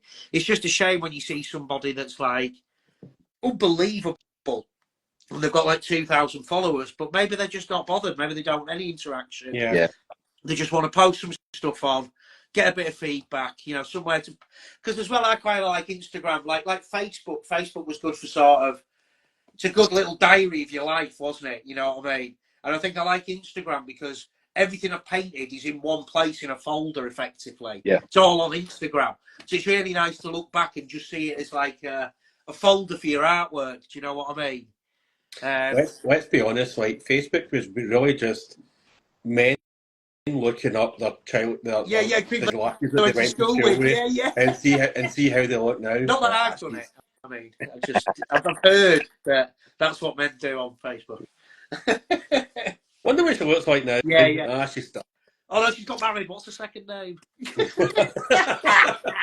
And then you accidentally like a picture from like 2000. He's scrolling through. Yeah, some guy turns up at your house the next day with a machete. It's like, oh no, don't know her. Oh, you say that, I'll tell a story. There was a donkeys and donkeys going on. ADHD minutes. Fucking MySpace. Brilliant. That is the just before you go on your ADHD minutes. Fucking MySpace. That is the old world. You've sort of answered your own question there, I think, with your first answer. But just before you tell your story, Casey, do you remember when you had Bebo and you used to spend hours getting your Bebo? Your page right. Yeah. And was it like you had to put like your favourite song? Like your favourite whatever, and it was just like, this defines me as a person. I've got 3 sentences. I'm really into Radiohead. I love modern art, and here's a song lyric from, you know.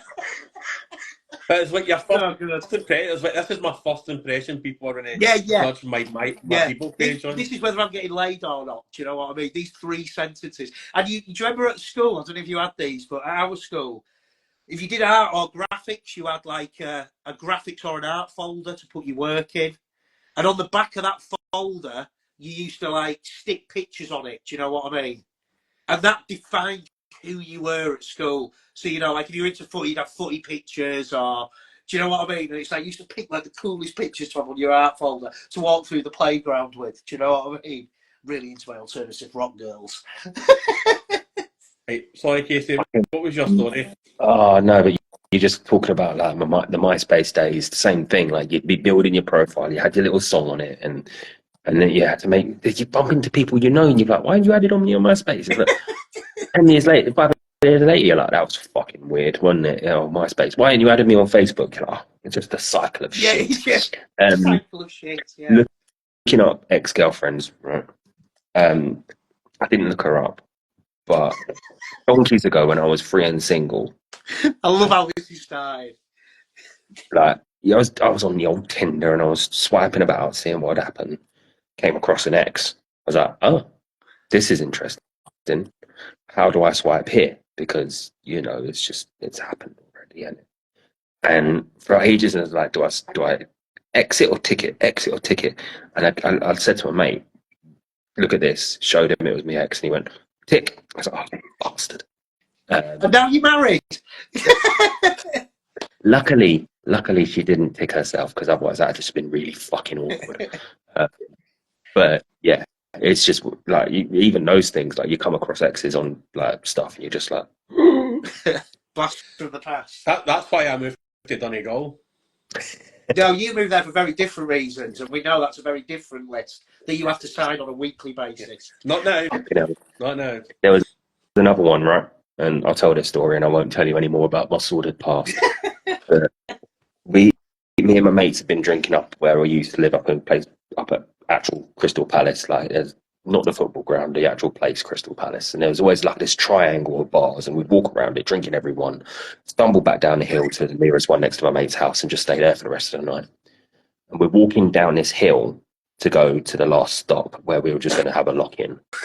Walking up the hill was a different ex with her new bloke.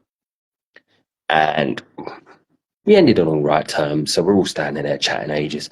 My mate Sean was absolutely fucking battered. Didn't have a clue what was going on.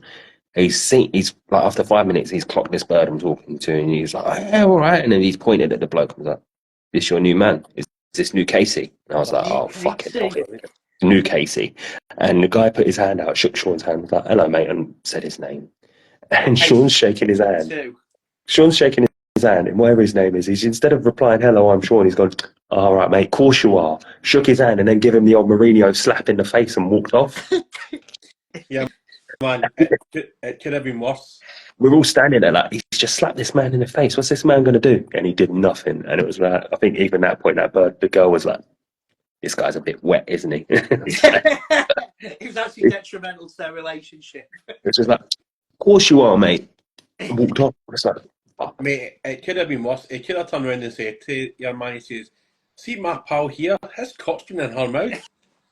Yeah, he could have done. Now that's a conversation stopper, if any other was one. I won't deny that. I am a gentleman. I won't deny that. This is a family show. We're still before the watershed. Yeah, fuck it. If we weren't leaving Instagram tonight, I'm pretty sure we'd get banned anyway. Yeah. Exactly. But is there any models that you want to do next year? Like, I've got a couple of ideas that I want to do next year. It's just financially affording them. Yeah, I mean, I've got some good ideas. I've sent you some sanity checks on it. Was doing album covers, but with warhammer miniatures. So to do like a resin par with like one of the cherubs from the Sisters models swimming towards a dollar bill, like the Nevermind cover, or to do the Abbey Road one with four. I think it's all like gang members, all in the same coloured suits, or like the Oasis album cover with a Space Marine on the sofa, and instead of the picture of the footballer, like the picture of the Emperor. You know what I mean? So I really want to sort of have a tackle at something like that. I gave you an album cover you should do. Which one was it? The Slipknot one with the Plague Walkers. Yes, I'm definitely doing that one as well. You could do like Queen with like, 4 Custodes, in the Bohemian Rhapsody. There's loads. Or Paid in Full, the Eric B album with 2 Custodes with loads of money behind them. You know what I mean? Okay. There's loads of ideas, but that's what I really want to not talk about and do, but I have talked about it for ages. So that's me for next year, is trying to come up with something a bit more playful, less sort of army based, some more cool dioramas. Really, it's really what I want to focus my attention on. What about you, Definitely. Case?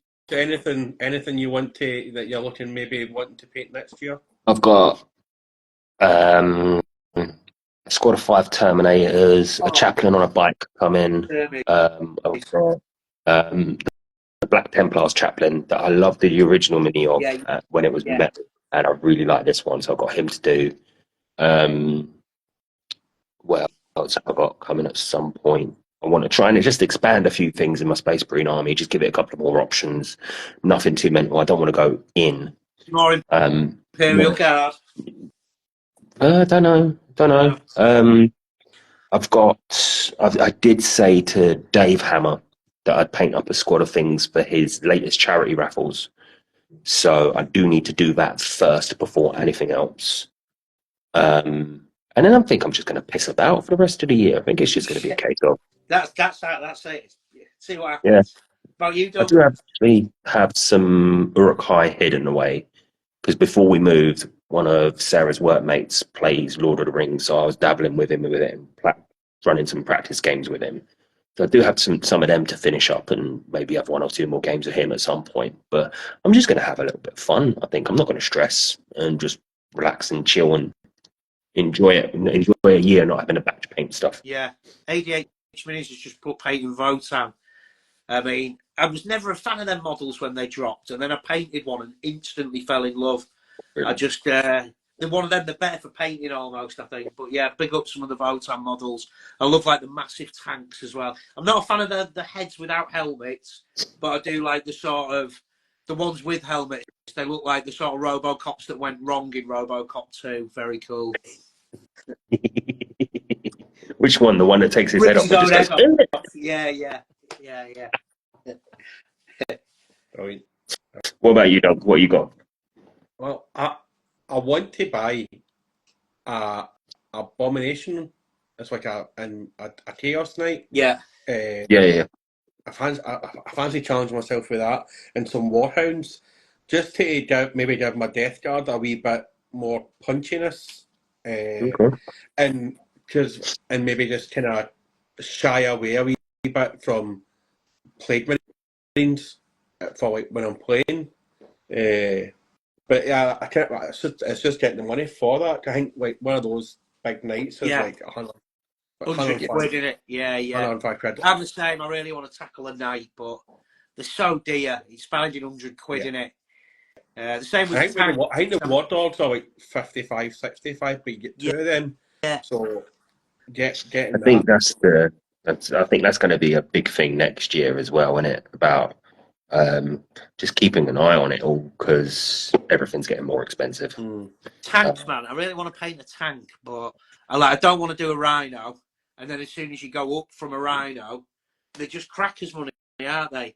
I've Yeah. even sort of done the strictly Yorkshire thing of trying to find an old rhino that's been like dipped in bitumen and painted with a fence brush on eBay that I can strip, but they still hold their money. You know what I mean? I do fancy a tank, but I'm too tight. I think that's why I keep just painting that free marine you get every week at Games Workshop.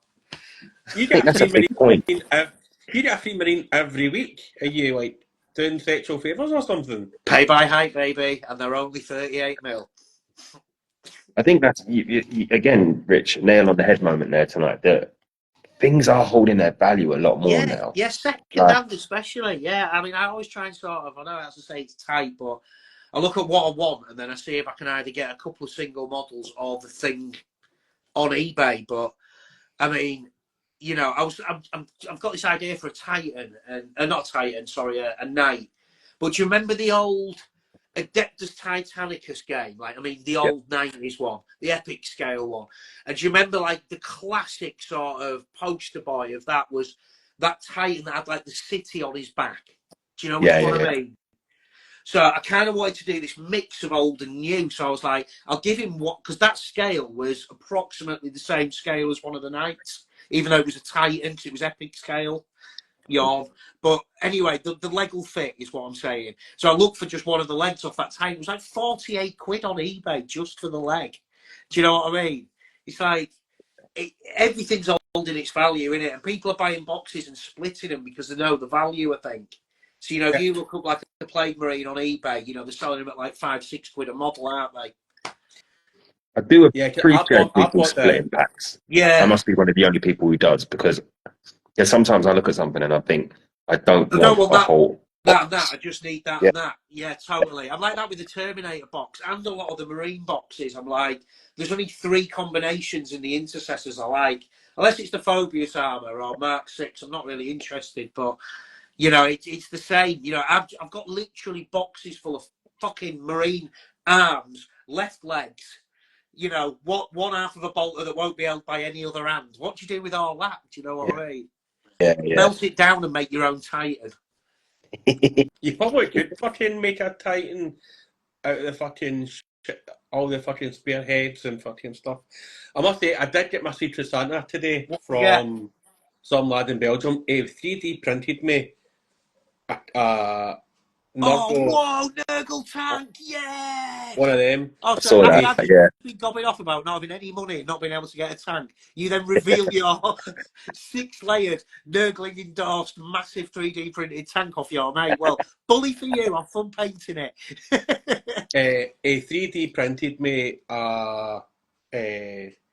Death Guard Dreadnought and the kind of plague guy in a horse, and Oh, he bought yeah, me a box yeah, of, yeah. and he bought me a box of Blightlord Terminators as well. So Oh, I'm going to cool. have another squad of them. 'Cause I was actually thinking and stripping mine down and repainting them, but because I've now got this box, I don't need to do that. I've still got a Nurgle Dreadnought for you and a load of old Chaos Marines that I still haven't sent, but I will one day. Yeah, one day, maybe when Casey's on time for 4 streams in a row. Yeah. Both of those things will happen in this universe, I promise. It'll be on time and you'll get your Listen, Dreadnought. see it in some alternate universe, right? It's happened. Yeah. In the metaverse, you painted that Dreadnought and won the Golden Demon with it. Simon never left us. I wasn't a dick mentioning his age every 5 minutes. Yeah. I mean, in case he's actually early. Yeah, and Do you know what I mean? all never met. I'm not even here. It's actually your fault that fucking all of us know each other. That's the thing. Yeah, though. indirectly, I think. You know, Yeah, we haven't mentioned that yet. Here, but definitely not the responsibility yet. But Well, yeah, it's your responsibility because it was you that ran the competition that we both entered. and it's you that Yeah. made up a story about it as well. Yeah, I mean, Yeah, I if they were like to that. make a story, It was, what's the word when you visualize it and it happens? I think it was one of them. right? So if they were to make a romantic comedy, Yeah, that story would have been true. Yeah. I'll meet cutes over a Warhammer I'd painting be sat contest. at my desk with like a long beard and one of them storybooks. I'm thinking about doing a competition today. I wonder what people I can pick. There'd be like a yearbook with all your faces in. Do you know what I mean? I'm going to compete against Doug. Who would play you in the movie, the Hollywood adaptation? The guy that plays Screech by Saved from the Bell. He's Skeet dead. Ulrich. Is he?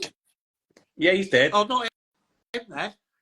Nah, he's mixing up with Bruce Forsyth and Be similar sort of chaps, Didn't- aren't we? Didn't he Big go to boys, prison very for tall, drug dealing or northern. something? Screech. Yeah. Yeah, I think He's what? he did a bit of porn as well. Dustin Diamond, or was that the guitarist from No, that's his name. His name was Dustin Diamond. Dustin Diamond. Dimebag Darrell, that's the guitarist from Pantera. Why am I thinking of He's Skeet dead as Ulrich? well. He's dead as well. Is this like three degrees of separation? Dustin Diamond died. Dimebag Darrell died. He became Diamond Darrell. Neil Diamond. Is Neil Diamond dead? But not sure. Let's just say he is. Bruce Forsyth's dead, though. Yeah, and he had a blood diamond, supposedly. And he banged a Miss World. Yeah, it's all linked. It's all linked. Who It's the Illuminati. Who would play you, Casey, in the Inquisition Hollywood movie? Gerard Butler. Charlie Day. And he would just be Charlie Kelly from Always Sunny, just with the name Michael Casey instead. You'd get played by the guy in Green Street. Is it Charlie Unman with the really bad Cockney accent? But he's a Geordie, isn't he? He's a Geordie. All right, guys, I'm Dick Van Dyke. Knees up, mother Brad. He was dreadful, wasn't he? Absolutely dreadful. I mean, he played a guy from the Northeast in The Gentleman. He couldn't even do a Geordie accent. Yeah, he was his own accent. He was just like, I'm not putting a voice on. Anymore, Tom Hardy sounds like a cross between Venom, Bane, and a Victorian gent. I'm doing a film for you. I don't think he has a Geordie accent anymore, though. Well, what's he got? Yeah, he does. He's got to have an accent. I just thought a generic English accent. No, not no, Geordie generic. accent, He's because not he was got always a- Geordie.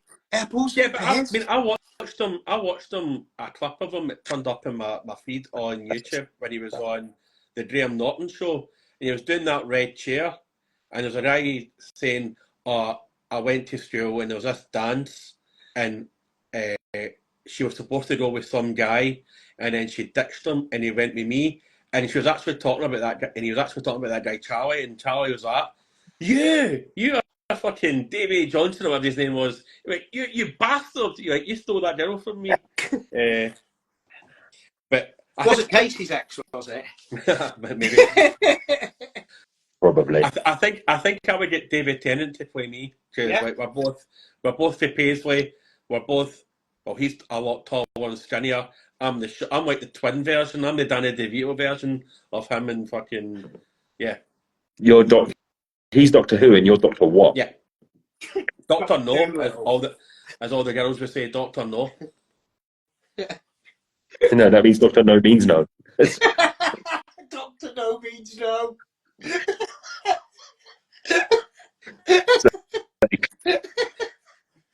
And I give it to you, Your Honour. No means yes.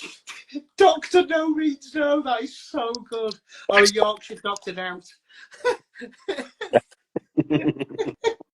Doctor No means no. That's absolutely tickled me, that. Like, where's this stream going? Well, as always, south. Doctor Why God Why. See, talking about highlights of the year, I Why must say, God Why? On the comments. That's what Jerry says every fucking week. Doctor Why God Why?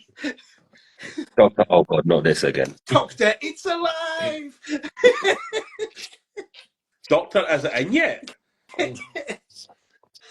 See, like one of the funniest streams that we've done, I feel, was when we had Peachy on for the first time, and it went on for like 2.5 hours.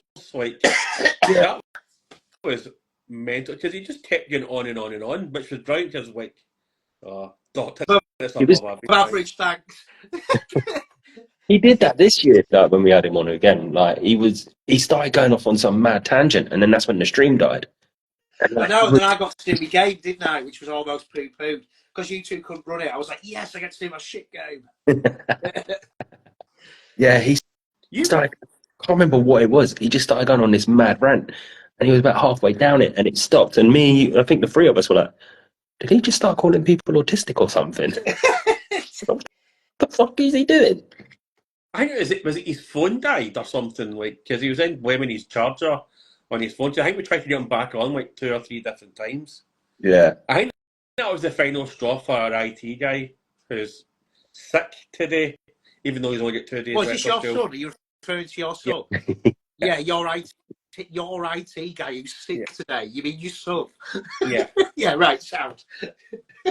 He's sick today. Oh, IT guy. He's sick of yours. Yeah, that's what he's sick of. IT guy. It was so funny. It was like when we went to bed last night. Guy, I can sort you out. Steve! It was so funny. We went to bed last night and he was screaming and shouting at his PC, and he was like earlier on in the night, "Oh, I'm not feeling too good. Like, I feel a bit sick." And I'm like, "All right, aye, we'll see how long that lasts." And then he texted his mum this morning going, "Mum, I'm really not feeling well. I think I've got a cold. Like, I think I had what you had 2 weeks ago." And I was like, "But he was off school with what we had 2 weeks ago because he said he had that." No, and I knew he was bullshitting in past bloody Colombo, do you? No, fuck. And then just one more thing. You're not ill. Get on with my IT, son. Yeah. Get fixing my fucking PC. I've sussed it. I've done the maths. So he was off. He was off today again because he's sick. Yeah, and then he fucking comes downstairs and starts annoying me. I'm like, dude, there's fuck all wrong with you. Like, if you're well enough to waddle down the stairs and annoy the shit out of me, then wind up the dogs and then fuck off back upstairs. There's fuck all wrong with you. I remember if I was ill in our house growing up, you weren't allowed TV. Yeah. You weren't allowed like any nice food. It was like if you're ill, you get to go to sleep on the sofa in silence and you can have water and chicken soup. Yeah. And I don't care how well you will feel better, you're not going to Zap Zone later. Do you know what I mean? If you were ill, you were ill. You had to suffer the consequences. Yeah, I think Kids don't know their porn.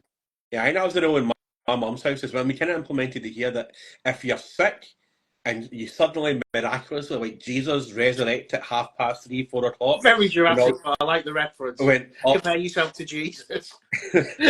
when all your mates have came back from Yeah, school, there's no way you're going out. If Yeah, I feel better. What, you should go out and ride your bike? Up your arse, get back on that sofa and have some gruel. I remember once, right, faking a stomach ache in school because I had a school test. I think it was like second year or something, and I was like to the school teacher, "Oh, I really don't feel well. Like, I've got a really sore side," and she was like, "Right, okay, go down to see the nurse," and the nurse was like, "Right, we need to phone your mum," and I was like, "Oh, that's really good." And then on the way home, I actually started getting a sore stomach, and I was like, "Right, come on, body, like we've got home, we've done it, we're in our bed, we've done it," and then he paid you back with sickness and diarrhea. We're going to crack out the Star Wars figures on the bed, and we're going to have a jolly old time. You're 17 years old, you're still in second year, we're cracking out the Star Wars figures, right? 4 hours later, taking a picture, so good. And my Thundercat's bedding, right? 4 hours later, I was actually in hospital. They thought that my appendix was going to burst.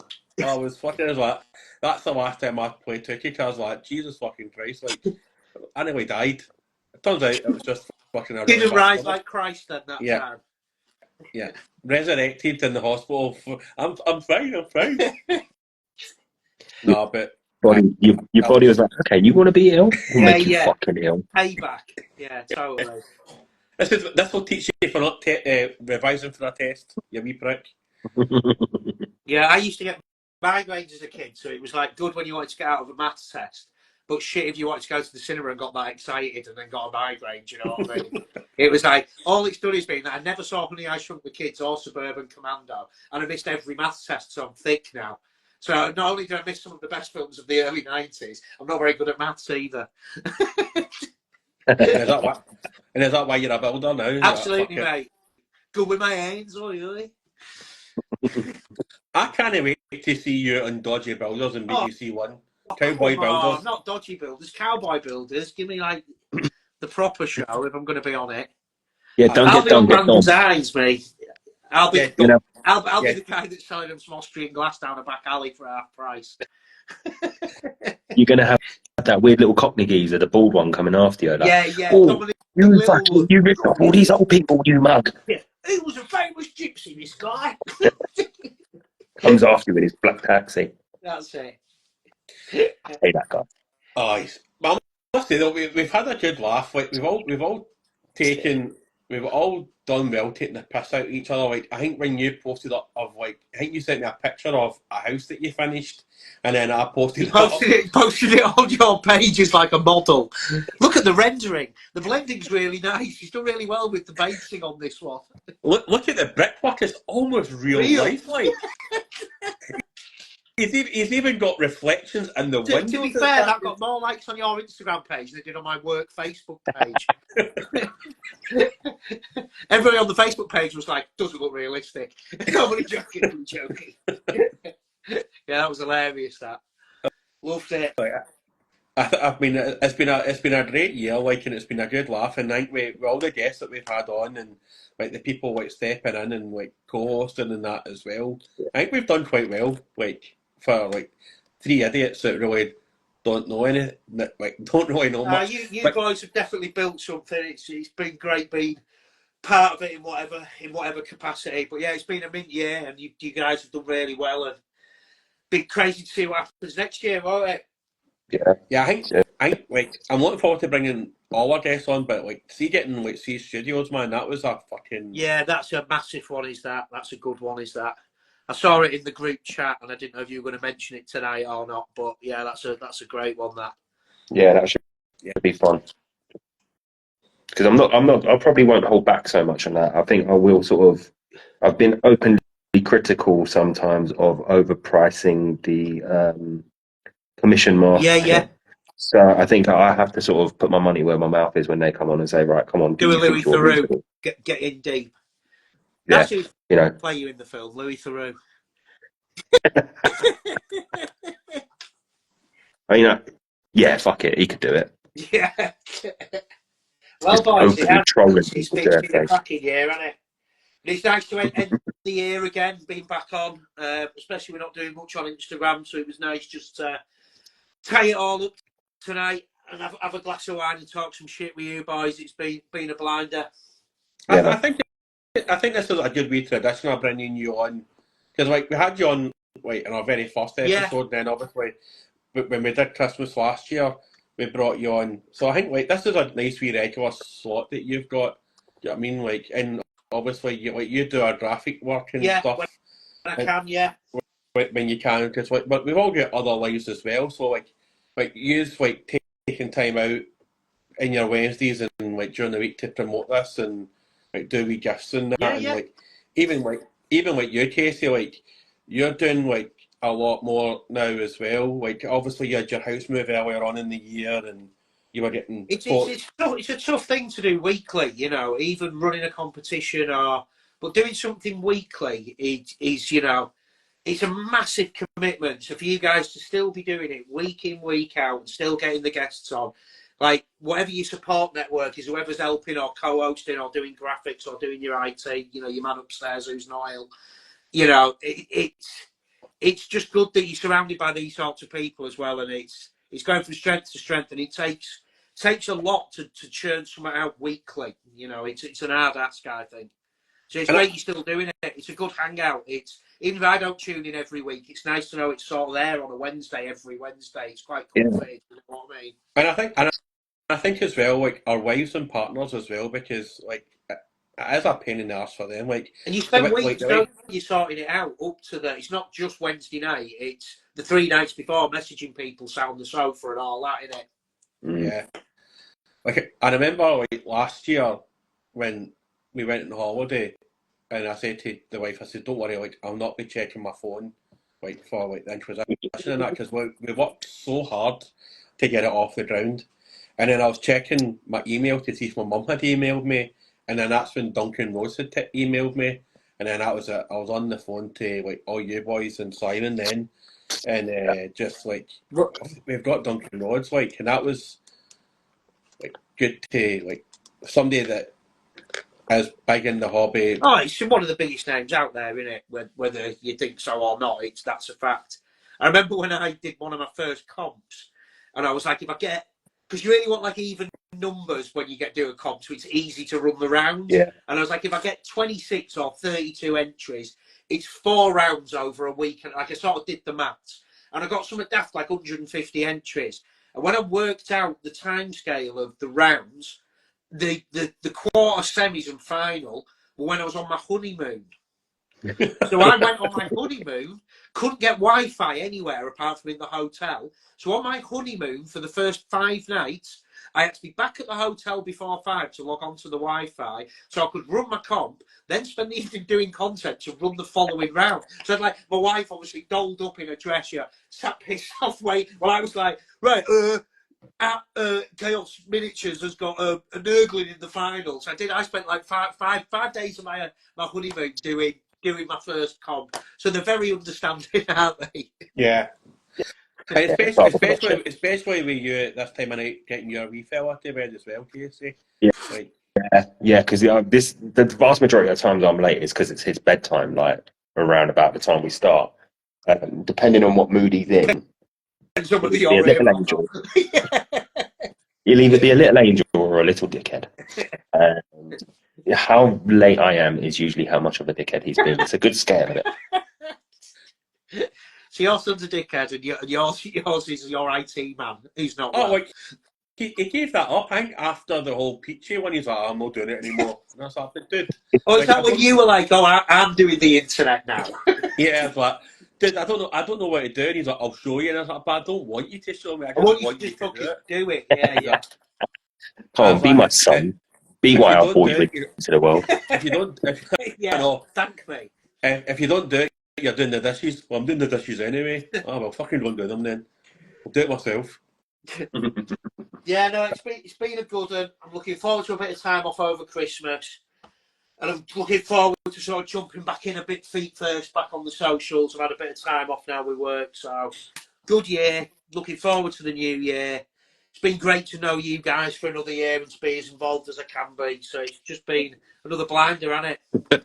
Yeah, man. So we may as well round off with bringing in another guest. We'll bring in a former guest, ADHD Minis. Yo! We had a great conversation, and then it turned out halfway through the Inquisition that he was ex-army as well. So I think we're maybe going to try and do a podcast with just all army people at some point as well. So we'll probably be reaching out to you to do that as well, ADHD, if you're up for it.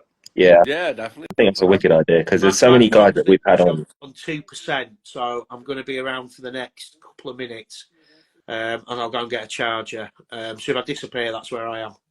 Cool. So bear with me. Yeah, I think it's a wicked idea because we've had so many guys on that are ex-military that have all got this in common. That have all got your stories, and I think it's a great way. Soggy biscuit champions. Throw PlayStations out of windows. But it's just a good way of getting you guys together and actually being like, right, come on, because it's like you say, there's so many guests that we've had on lately that it's only towards the end of a podcast that we start realizing, oh shit, you've done this, and I think maybe we should just change the way we do things, get to know the person first, and then talk hobby afterwards. Yeah, but who knows? You know, we've got our format; it's working. It's good. So you're heading over to Twitch? Yeah. Soon. I'll have to download that one. I never used it before. Man, that's what I said. It will open up your world to a lot more streamers as well.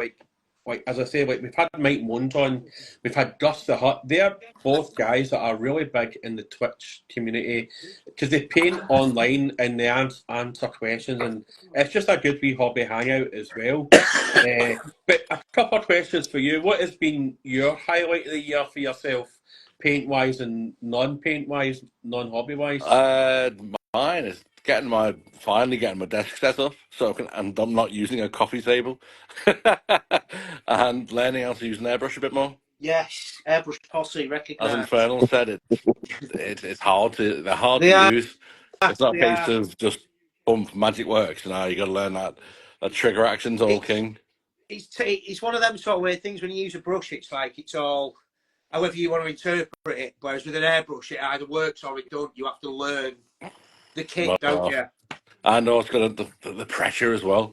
So you got to work the pressure and the compressor, the needle. If you've got the wrong airbrush and you're trying to say undercoat with a 0.2, forget about it. Block for days.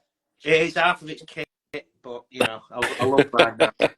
And non-hobbying, bastard decorating this house with the airbrush. Nice fade. It's taken that long. I might as well have used the airbrush. Yeah. I've still got frag on the kitchen wall. I'm looking at one spot in the living room that I've missed, and my God, she won't let me live it down. I've got to still cut in that one section. Like, you do it. Right, you know what? I'm going to show you something quick, right? Because I've recently decorated in here. But I mean, I put this shelf up, and I'm happy with that. But these walls were white, and now they're like a pink off-white. But because this orange is so fucking bold, every little smidge showed up like wavy. But what I did, here's a DIY hack for everyone. Oh, here we go. If you want to put good lining in, use your extra large base brush. The tank brush. You laugh. The tank brush for cutting in. You laugh. But it cut it in like a fucking pro. Yeah. And I tell you what, that's the neatest bit of painting I've done all year. It's not on a mini, it's on my fucking ceiling. I had my stepdad was a painter and decorator, so he took pride in teaching me how to use a 4-inch brush to cut in. I just love it. So I can imagine like your painted models of the year, and it's like your Imperial Guard, your Space Marines, and then just a picture of a light switch with a perfectly cut in around. Bear in mind, hit points. It's a brand new light switch he's just screwed on. This is my proxy dreadnought. On, off. Oh man, you should somebody should do that for like Golden Demon, just a picture of their wall that they've painted red or white switch. Yeah. And or picture of the light bulb, OSL. Yeah, OSL, yeah. Perfect OSL. Lifelike. No lampshade, so it just Yeah, spreads no out. lampshade. Yeah, just Casey stitching next to the lamp. My proxy dreadnought with OSL. Oh, God. I wouldn't mind trying to do the Golden Demon, but God, it's so much, like hundreds of hours on a miniature. Just do it. I'm going to do it. Just do it in the background, an hour every week for the next 16 years. I'll just do what all the big ones do and pay to get it done at Seed Studios, get platinum level. Done. Yeah, they do a payment plan, I've heard. Yeah, you can get a model on Klarna. Yeah, that's it. Yeah. Hey, so what, you got one of the Slayer swords? What paint did you use? I don't know, mate, it just paid 180 quid. I used, for example. a Dulux high gloss and a tank brush recommended by paint. Maybe a bit of satin on the bottom, but you know, that's satin on the bottom. That's about as far as the budget can extend. Yeah, I was at my local charity shop and found some old Citadel paints that were actually still good to go. Just gave them a good shade and some goblin green and all that sort of stuff. And I've tried to mix goblin green with the Green Stuff World paint. It's how it bloody looks. I do miss it.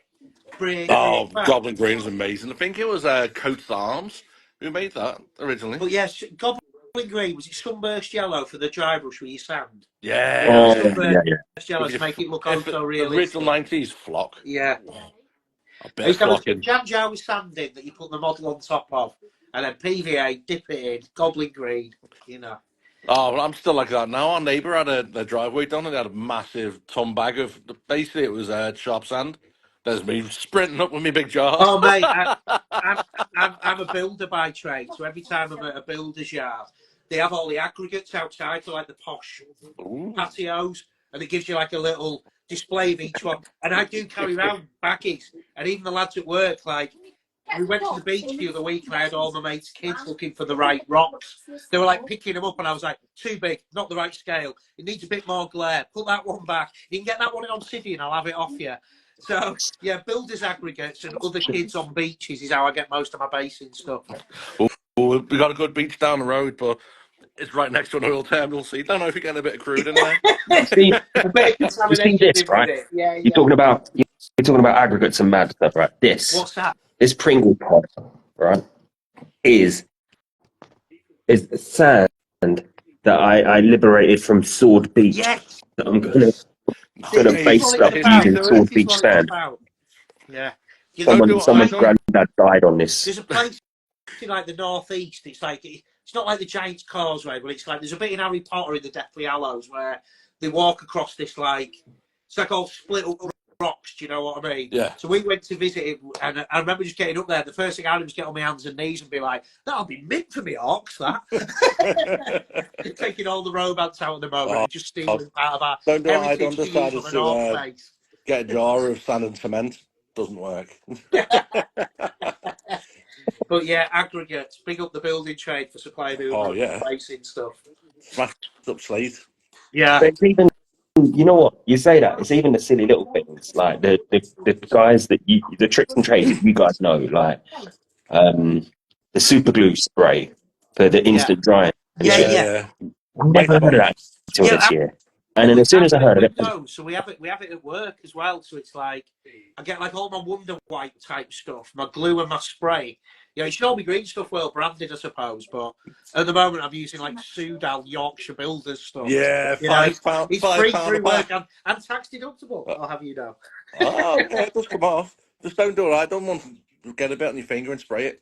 Yeah. You sit there, you're like, fuck, I can't sit there trying to wedge a scalpel to like snap it open. But Pure Acetone does work for that. I found out in the end. So good. Right, guys, I'm going to call it time there because yes, mate. Beautiful to see you all. Nice to finally meet you, ADHD, as well. Nice to meet you too, mate. Before, but I'm aware of your work. Thanks to everybody for joining us. We are back in January with episode 69 with the Brushwickers experience in January. Casey, do you have any end of year words of wisdom, and make it good? Go fuck yourselves and each other. There we go, folks. Sound Again, advice. thanks to everybody that's joined us this tonight. It's been an absolute blast, and we'll see you all next year. All the best. See you next year, boys. Christmas All the Eve. Love best. you all. See you. Bye. Bye, Bye, boys. bye. Bye. Bye.